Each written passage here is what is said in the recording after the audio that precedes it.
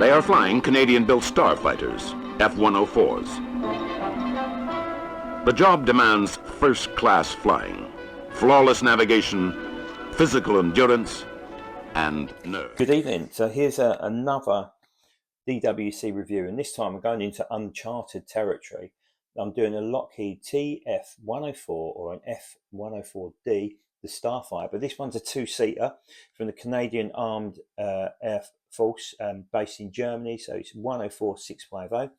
A little bit about it. So this one is HA1054, the release from Hobbymaster. For those who don't know a little bit about Hobbymaster's history with the Starfighter, it first started as a Corgi Predators range, basically issued by Corgi through Hobbymaster, where it released a number of different aircraft under that range, and it's now remained with Hobbymaster going forward. So let's get her out of the box and have a little look. So my good mate Gary, for those who haven't seen, who've just seen his wonderful Spitfire TR9 rendition of the 90th anniversary Spitfire that's touring the country, he recommended this aircraft to me. So I see it on eBay. I got this for 25 quid, and I messaged him and said, "Is that a good deal, Gary?" And he's like, "Good deal, you want to bite his arm off for that?" So I pulled the trigger, and like a few bits, there's a couple of little bits missing. I think a couple of the underarmaments missing, but not a big deal. Also, there's no stand, but I've got spare Hobbymaster stands knocking around. So inside the actual box, you've got a little bit of history around the Starfighter in terms of when it first flew. So in this case, the Starfighter flew the US Air Force in 1958, and the last aircraft was decommissioned by the Italians in 2004. And for those lucky enough to go to air shows in and around Europe, there's a Norwegian Starfighter. I don't think it's done many shows, but it's looking to be airworthy again this year. So we're lucky to have one flying in and around. I'm surprised the Italians didn't put one together for the anniversary. They put the Fiat out instead, but we're very lucky to have that. And of course, there's quite a few over in America. I think a few fly with NASA and stuff like that. So they are likely to be seen, and they've got their own sound to them. And they come with a relatively bad reputation, the Starfighter, often known as the flying coffin.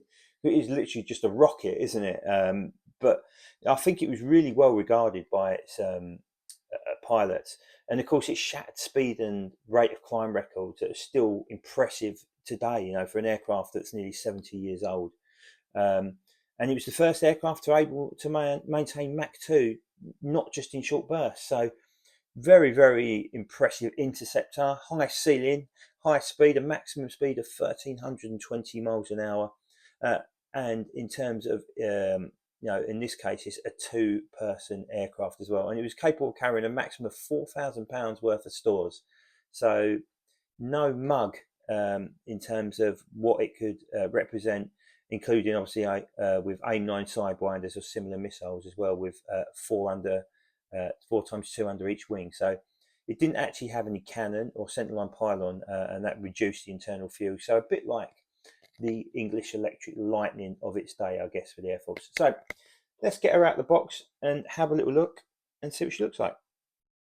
Here she is, looking rather menacing on her stand.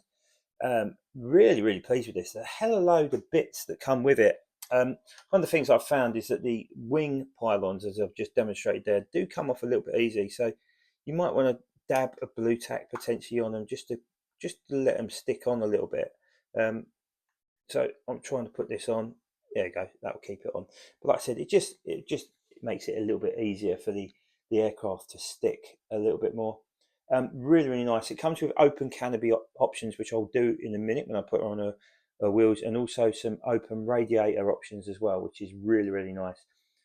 So, I mean, some of the detail you look at is obviously the Royal Canadian Air Force, or the Royal Canadian Armed Forces logo there, with the maple leaf in the middle, and of course the Canadian flag at the back there.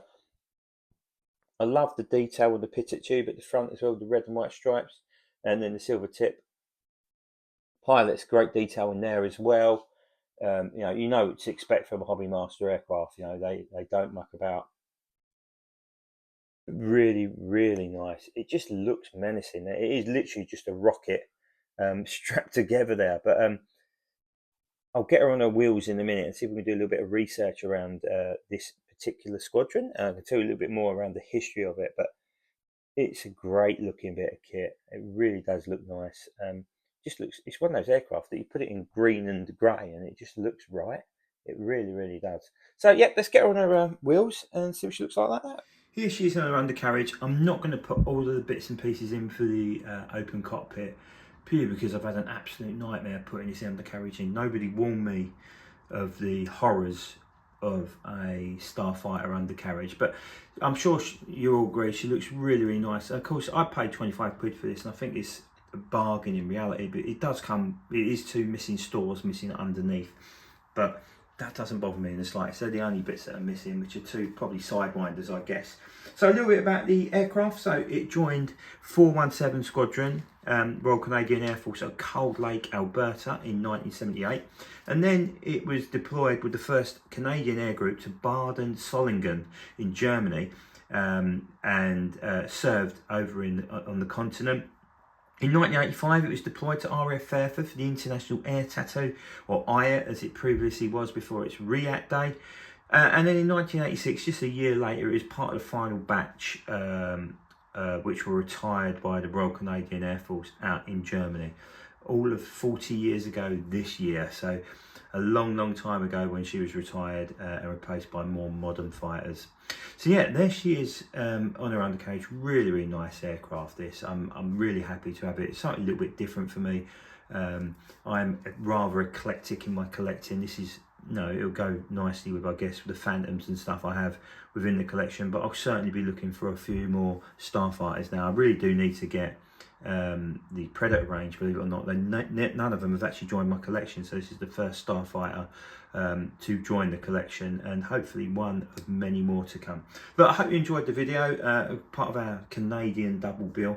I've been recording so many videos tonight that my phone is now on its last leg, so it needs a bit of a charge before my next batch. Got one more to go tonight, so the plan is to keep releasing one video and then a 360-degree video once that's been completed, to keep plenty of content for you guys coming on my YouTube channel. If you haven't subscribed, please do. We appreciate all your support, and we'll see you again soon.